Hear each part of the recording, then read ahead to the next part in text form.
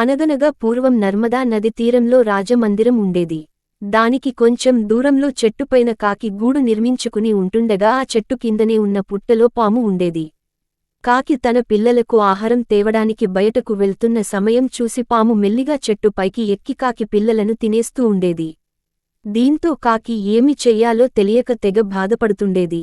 ఆహారం కోసం గాలిలో ఎగురుతున్న సమయంలో కాకికి మంచి ఉపాయం తోచింది. ఉపాయం వచ్చిందే తడువుగా ఒడ్డునే ఉన్న రాజమందిరంలోకి ప్రవేశించి అక్కడ ఉన్న భటులు చూస్తుండగానే రాణిగారి నగను తన నోట కరుచుకుని పైకి ఎగిరి తన గూడు వైపు వెళ్లసాగింది. రాజభటులు ఆ కాకి వెంట పడ్డారు. తన గూడు ఉన్న చెట్టు కొమ్మపై వాలిన కాకి తనను వెంబడిస్తున్న భటులు చూస్తుండగానే నోటిలో ఉన్న నగ చెట్టు కింద ఉన్న పాము పుట్టలోనికి జారవిడిచింది. దీంతో రాజభటుడు గుణపములు, పారలు తెచ్చి ఆ నగ కోసం పుట్టను పెకలించగా దానిలో ఉన్న పాము రాజభటులపై కోపంతో బుసకొట్టింది. దీంతో రాజభటులు తమ దగ్గర ఉన్న ఆయుధాలతో ఆ పామును చంపివేసి ఆ నగను తమతో తీసుకు వెళ్లి రాణిగారికి అప్పగించారు. ఇక తన బిడ్డలకు పాము పీడ విరగడయ్యుందని సంతోషించిన కాకి తన పిల్లలతో సంతోషంగా జీవించసాగింది. నీతి: ఉపాయముతో ఎంతటి అపాయమునుండైనా బయటపడవచ్చు.